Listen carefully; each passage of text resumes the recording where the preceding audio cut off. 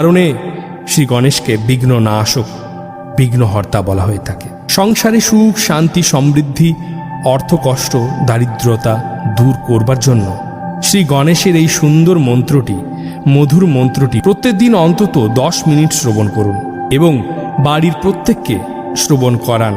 বাড়িতে সুখ, শান্তি, সমৃদ্ধি বাড়বেই বাড়বে। 100% ফল নিশ্চিত। শ্রী গণেশের এই শক্তিশালী মন্ত্রের আরাধনা করি আমরা।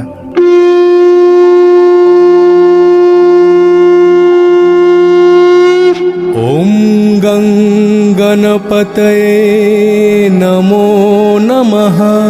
শ্রী সিদ্ধি বিনায়ক নমো নমঃ। অষ্টবিনায়ক নমো নমঃ।